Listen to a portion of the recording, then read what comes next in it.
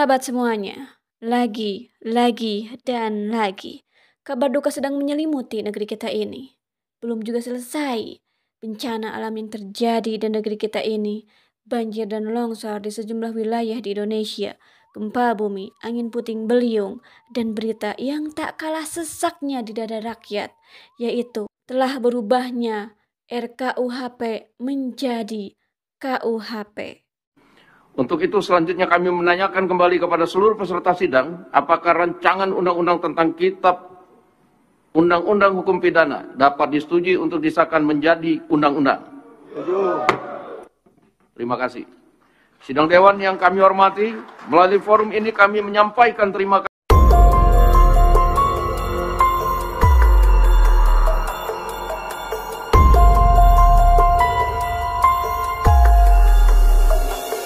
Menkumham mengatakan pengesahan RUU KUHP itu adalah momen bersejarah bagi bangsa Indonesia.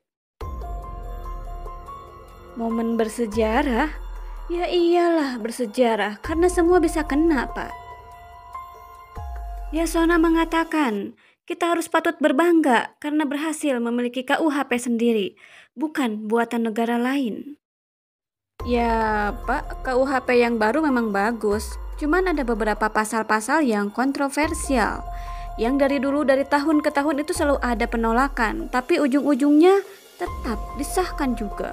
Dari detik.com, RKUHP disahkan menjadi undang-undang oleh DPR siang ini, hari Selasa 6 Desember 2022. KUHP baru itu akan mengalami masa transisi 3 tahun dan berlaku efektif pada 2025. Namun masih ada yang menilai pasal dalam RKUHP ini bisa berpotensi karet. Berikut ini adalah pasal-pasal yang berpotensi karet. Salah satunya adalah masalah tentang penghinaan pemerintah dan lembaga negara. Dan penghinaan di sini enggak clear gitu batasan-batasannya seperti apa. Sedangkan lembaga negara dan institusi negara itu harusnya kan lembaga objek kritik, jadi bakalan susah dibedain yang mana penghinaan dan yang mana kritik. Ya kalau misalnya mereka tersinggung, mereka nggak suka, ya udah tinggal bikin laporan dan semua orang bisa kena. Pasal karet yang akan menjadikan negara Indonesia dari negara demokrasi menjadi negara monarki. Saya meminta supaya pasal ini dicabut.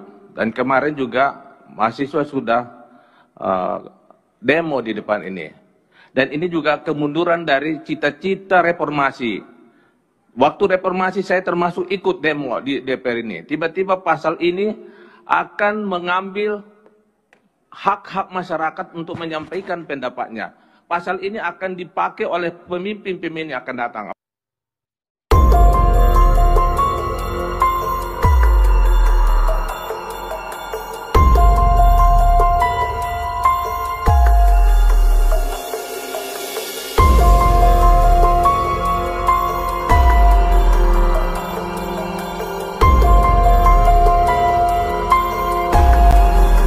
Terus ada larangan unjuk rasa atau demo tanpa pemberitahuan.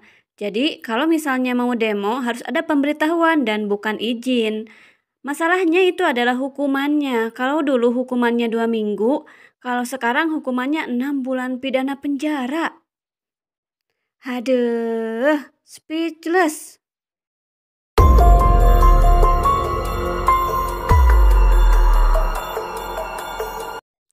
Dan yang paling parahnya lagi yaitu hukuman bagi koruptor. Hukumannya itu diringankan, penjara paling singkat yaitu 2 tahun. Saya heran gitu, kenapa ini masih disahkan? Padahal masyarakat banyak yang menolak. Saya mau tanya ini, ngapain sih di sini? Karena dipaksa untuk kemari. Kenapa kepaksa? Hak saya dirampas. Tentu aja pasal penghinaan kepada pemerintah dan lembaga negara ya, kita bisa dipenjara. Sedangkan setiap hari sebagai aktivis perempuan yang masih mengawal implementasi undang-undang TPKS, kita tahu kayak kita tiap hari marah-marah ke polisi, ngomel-ngomel kalau ada kanit PPA di kepolisian mana gitu kan, nggak ngerti definisi pelecehan seksual.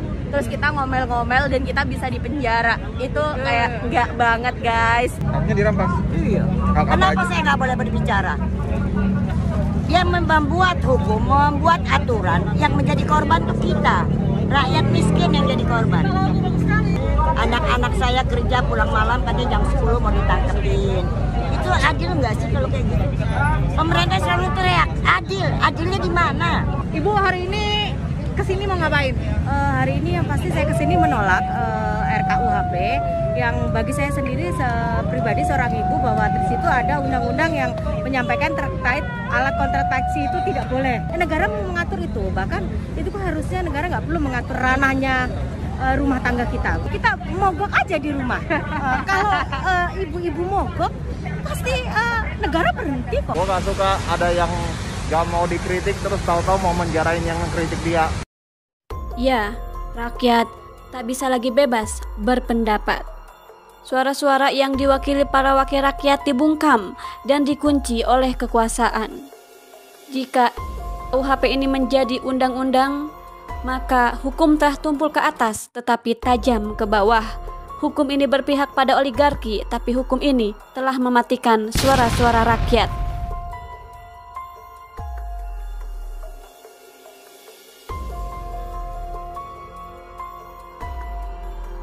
Pimpinan DPR dan Menkumham pun mempersilahkan masyarakat untuk menggugat ke MK jika tidak setuju dengan rancangan undang-undang KUHP itu. Tapi, apakah kita yakin MK akan mendengar? Mengingat MK sulit jadi solusi saat ini karena undang-undang MK sudah direvisi dan dilemahkan. LBH Jakarta pun pesimis. MK batalkan undang-undang KUHP itu.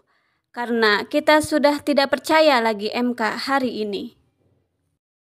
Setelah selang 1 hari disahkannya KUHP oleh DPR dan pemerintah, di kota Bandung, tepatnya di Polsek Astana Anyar, terjadi peledakan bom bunuh diri dengan membawa belasan kertas tolak RKUHP.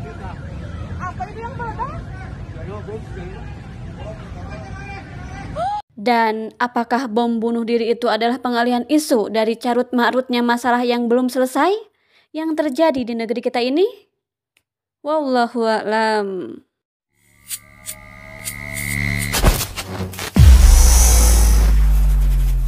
Alhamdulillahirrabbilalamin. Saat ini banyak sekali sahabat-sahabat dari Saiful Zaman Channel yang menjadi patron dari kegiatan ini, yang mendukung, yang mensupport dengan berbagai cara. Luar biasa, via WhatsApp, via grup, via media sosial lainnya. Bahkan tidak sedikit yang kemudian mendonasikan uangnya untuk perjuangan kami di medan dakwah ini. Ya jelas hal ini sangat membantu keberlangsungan channel ini karena kebutuhan pun kemudian bertambah. Tidak bisa lagi ini dikerjakan oleh 1-2 orang. Kita harus merekrut lebih banyak orang. Dan itu jelas membutuhkan dana yang tidak kecil. Nah, oleh karena itu buat sahabat-sahabat semua yang terus mendukung kami, doakan juga kami untuk mampu istiqomah, untuk mampu terus menyuarakan dan menggemakan suara hati rakyat. Dan seperti biasa, bagi yang ingin membersamai kami dengan membantu operasional channel ini, sahabat bisa mendonasikannya ke nomor rekening yang ada di bawah sini.